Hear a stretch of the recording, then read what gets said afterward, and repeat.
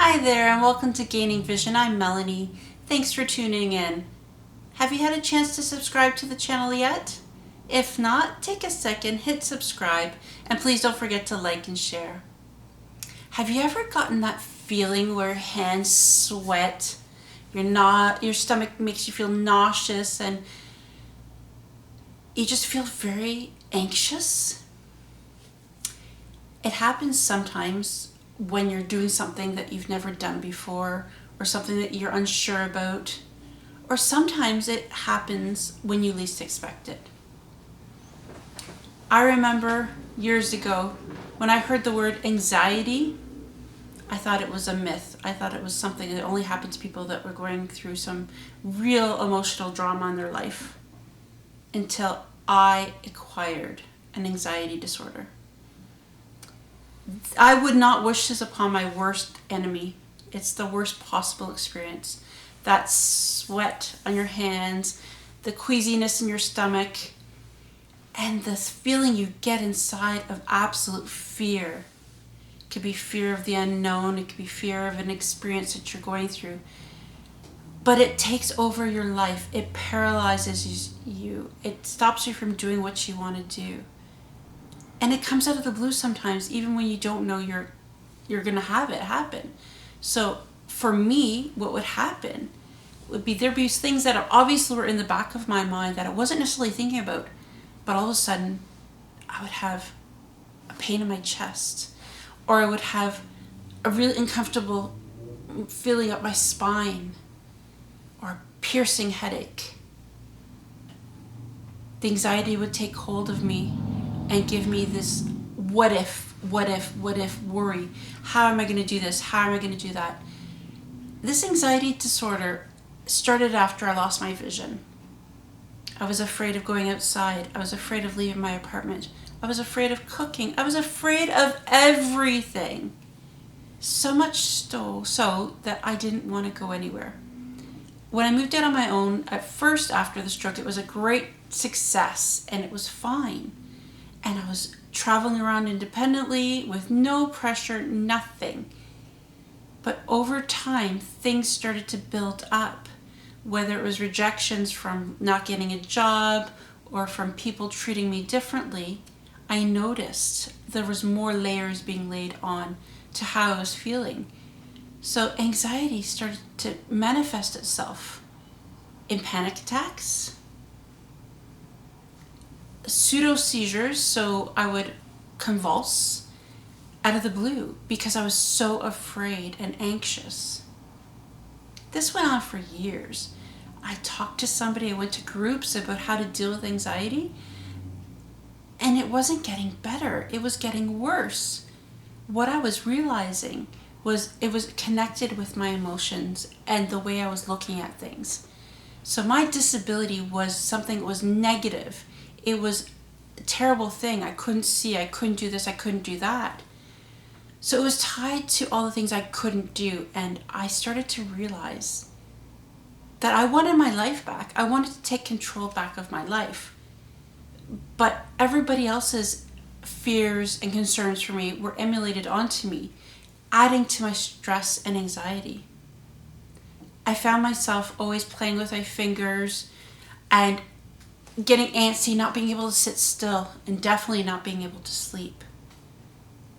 I had to go to the doctor and get put on medication to get it under control.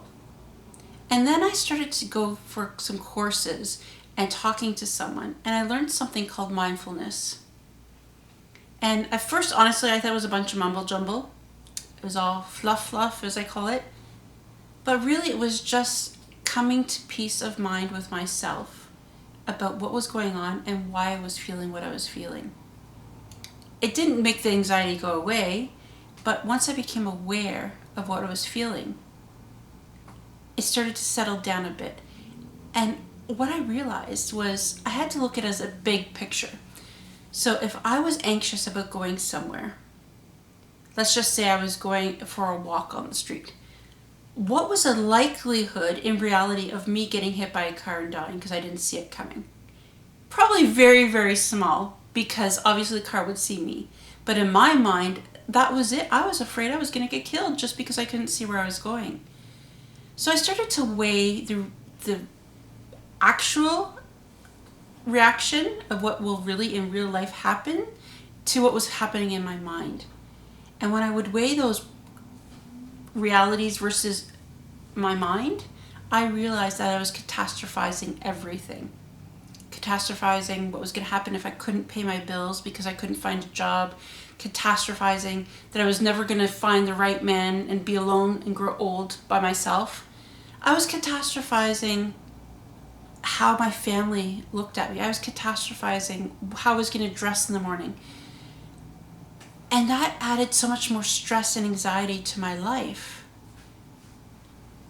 Panic attacks happened as a process went on, and you never knew it was going to happen. Your heart would race, your mouth would get dry, your throat would start to close off, you would sweat. All of these things were happening to me. And then these pseudotumors and so many other things.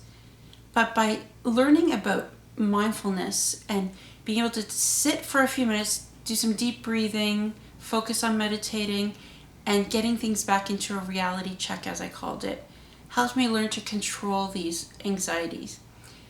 It didn't go away right away, for sure. It took me a lot of time and effort. I had to find something that calmed my mind because my mind would race with all the what ifs, the worries, and the concerns, and the catastrophizing, of course. Some people suggested I listen to music that calmed me, some water flowing, the rain, all these different things, and I tried them all. I tried meditating, and I really suck at meditating because my mind races 100 miles a minute. I tried to focus on thinking of my happy place, as they told me, and it really wasn't working for me. But I realized why that was. And the reality was, it was happening because I was allowing it to happen. My mindfulness was so focused on fixing the problem that I wasn't actually being mindful. Yes, I wanted to be quote unquote normal, but anxiety makes you think irrationally. It's scary, and when you try to discuss it with another person, unless they have experienced it, they don't get it. But over time, and learning to rationalize what's real and what's not in your mind, I was able to kind of understand the way my mind worked.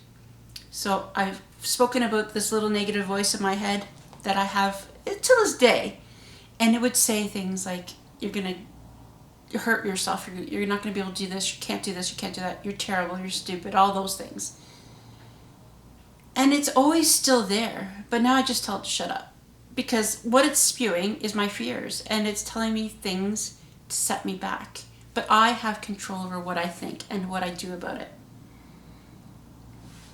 It took my husband coming into my life, and he is a very natural man. He believes in natural remedies and just focusing on one thing at a time. This is something I struggle with to this day. I can't. I think about 5 things at once. But he showed me that by taking some time and just focusing on what the task is at hand, you'll do it, get it done.